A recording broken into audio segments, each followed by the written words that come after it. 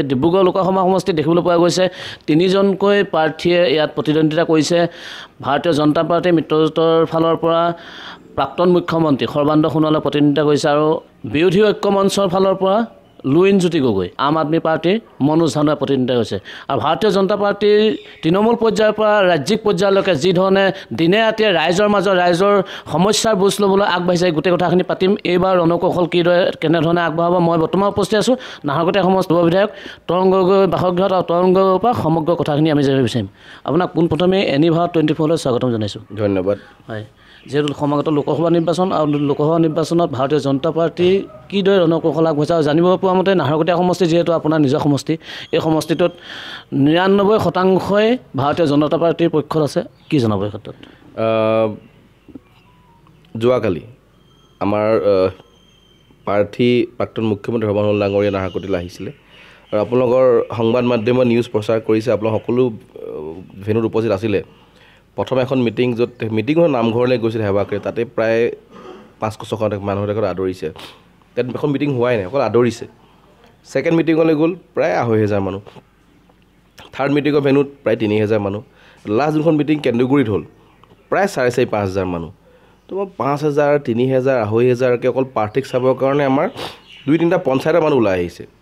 আৰু সেই অনুপাতে যদি আপুনি লুইনজ্যোতি গগৈ ডাঙৰীয়াৰ মিটিঙৰ ফটোবিলাক তেখেতৰ ফেচবুকত গৈ চায়, তেখেতৰ ফেচবুকটো মোক দেখাইছিলে কোনোবাই, মই ফেচবুকত তেখেতৰ ফটো, আমাৰ ওচৰত সময় নাই চাবলৈ লুইনে কি মিটিং কৰিছে, সমষ্টি পাতিবিলাক দেখা নাপাওঁ।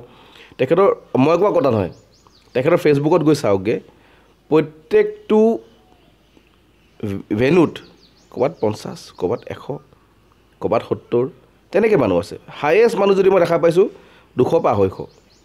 এতিয়া লোকসভাৰ প্ৰাৰ্থীয়ে যদি ৫০টা মানুহ মিটিং কৰে, কিমান মানুহ মিটিং কৰিব? যদি আপুনি বুথ হিচাপ কৰে, লোকসভাটো ২০০০ বুথ আছে পলিং চেণ্টাৰ, ২০০০ পলিং চেণ্টাৰ যাবলৈতো সম্ভৱ নহয়। প্ৰাৰ্থী এজনেতো মিটিং কৰিব হ'লে আপুনি ১৫ দিনত ২০ দিনত 10টা সমষ্টি, এটা সমষ্টি ১.৫ দিন, অৰ্থাৎ ১.৫ দিনত আপুনি কেইখন মিটিং কৰিব হয়? 10খন, 15খন, 20খন। তো 20খন, মোৰ নাহৰকটীয়াত ১৯০টা পলিং চেণ্টাৰ আছে, 20খন মিটিঙত আপুনি ভাগ কৰিলেতো সকলো যাব নোৱাৰে, একে জেগাত মানুহ আনিব লাগিব। তাৰ অৰ্থত মোৰ এটাই কথা যে আমাৰ যেতিয়া আমি ৱাৰ্ডৰ নিৰ্বাচন খেলোঁ, তেতিয়া ৫০-৬০টা ৭০টা মিটিং কৰোঁ আমি। তো লোকসভাতো আমাৰ মিটিংবিলাক প্ৰায় ১০০০ মানুহ হয়। মই বিধায়ক হিচাপে গ'লেই আমাৰ মিটিঙত প্ৰায় ৫০০-৬০০ মানুহ আহে। সেইকাৰণে মই এটাই প্ৰমাণ দিছোঁ যে মানুহৰ আগত ৰাইজে চাই ল'ব লাগে যে তেখেতৰ মিটিঙত কি ধৰণৰ মানুহে সঁহাৰি কৰিছে। ৫০টা, ৬০টা, ৮০টা মানুহে তেখেতে নিৰ্বাচন খেলিছে, নিশ্চয় ভোট পাব, জিৰ'টো ভোট নাপায়।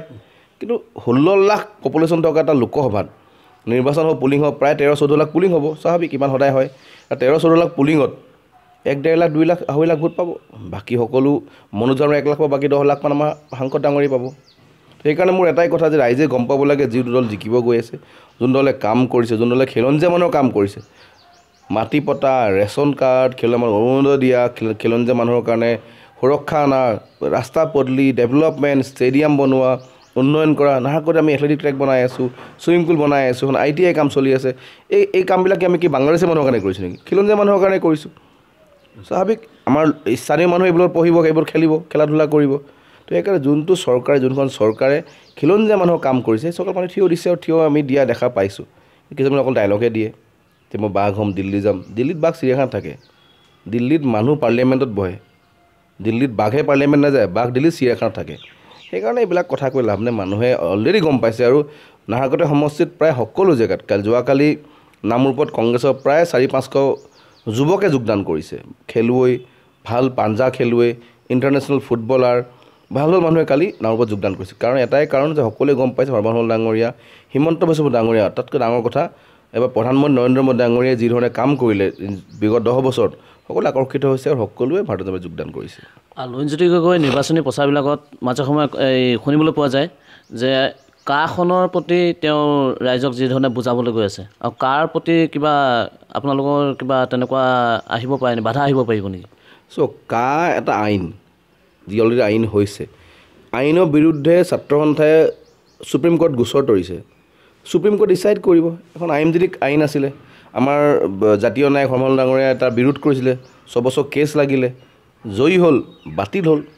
এতিয়া আইন এখন কোৰ্টৰ মাজত থকাৰ পাছত যে আমাৰ ঘৰতে বাতি বাৰী যদি কিবা কেছ কোৰ্টত থাকেগৈ, তাৰপিছত কোৰ্ট ডিচাইড কৰে না কি হ'ব কি নহয়, তাত আমি একো কৰিব নোৱাৰোঁ।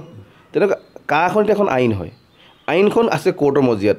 তো তো কোৰ্টে ডিচাইড কৰিব নহয় যে তাৰ কাৰখন লাগে নেলাগে যদি লাগে বুলি কয় লাগে হ'ব যদি নেলাগে বাতিল হ'ব তো তাত লুৰিণজ্যোতি গগৈ তৰংগ গগৈতো কৰিবলগীয়া কাম এইটো মোৰ একো নাই আন্দোলন কৰা আন্দোলন হৈ গ'ল মিছা কথা কৈ 5জন যুৱক হত্যা কৰালে কাৰণ 1,90,00,000 মানুহ আহিব ট্ৰাকে মানুহ আহি আছে এই কালি মাটি দখল কৰিব ক'ত মানুহ যদি লেবাৰ নৰ্মেল লেবাৰো গৈ থকা ট্ৰাকখন ক'ৰবাত মানুহে দেখা পায় মানুহে কিমান মাৰপিট কৰিলে মোৰ নাহাকতে দেই মাৰ্ঘেৰিটাৰ পৰা লেবাৰ ঘূৰি গৈ আছে নিজৰ কাম কৰি ভাল লেবাৰ ক'ত গাড়ীখন বেয়া হৈ গ'ল মানুহে এই বাংলাদেশ আহি গ'ল মাৰপিট কৰি খেলিলে পূৰা সেই পৰিৱেশটো কাকাৰ সৃষ্টি হৈছিলে লুৰিণজ্যোতি গগৈৰ সৃষ্টি হৈছিলে এই মিছা কথা কৈ সেই 1,90,00,000 মানুহ নাহিলে ট্ৰাকবিলাকো নাহিলে তো সেইকাৰণে সেই আন্দোলনৰ পৰিৱেশ সেই সময়ত শেষ হৈ গ'ল এতিয়া হৈছে ন্যায় যুঁজৰ সময় ন্যায় যুঁজ থাকিব লাগে তেখেতে যোৱাবাৰ মিছা কথা কৈ নিৰ্বাচন খেলি নাহাকতে আহি হাৰিলে দুলীয়াজান হাৰিলে আৰু গম পালে যে মিছা কথা কৈ ইলেকশ্যন জিকিব নোৱাৰে কাৰণেহে কংগ্ৰেছৰ এলায়েন্স কৰিছে কংগ্ৰেছৰ এলায়েন্স কোনে কৰিছে যি দলে নিজৰ শক্তি অকলীয়াকৈ গম পায় যে আমি জিকিব নোৱাৰোঁ সেইকাৰণে গৈ এলায়েন্স কৰি জিকিবৰ কাৰণে আজি কংগ্ৰেছৰ নেগুৰত ধৰিছে তো মই ভাবোঁ এই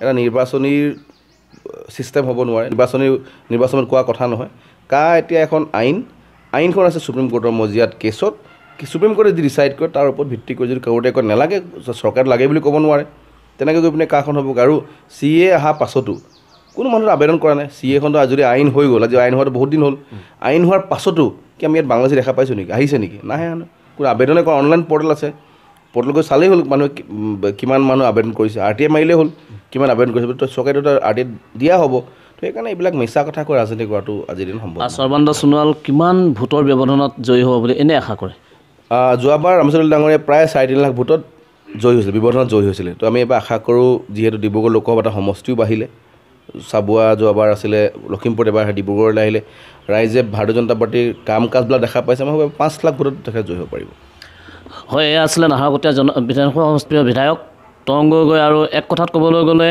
নিৰ্বাচনী ৰণ ডিব্ৰুগড় লোকসভা সমষ্টিৰ 2জন প্ৰাক্তন আছু নেতা এফালে সৰ্বানন্দ সোণোৱাল আনফালে লুৰিণজ্যোতি গগৈ আৰু সমপৰ্যায়ত চাহ জনগোষ্ঠীয় মনোজ ধানোৱাৰ নিশ্চিতভাৱে নিৰ্বাচনী ৰণখন আমি চাবলৈ অসমৰ প্ৰত্যেকজন জনতা সাজু হৈ থাকিব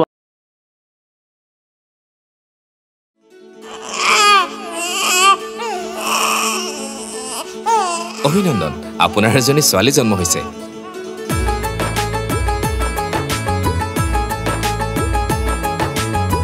লাহি পাহিয়ে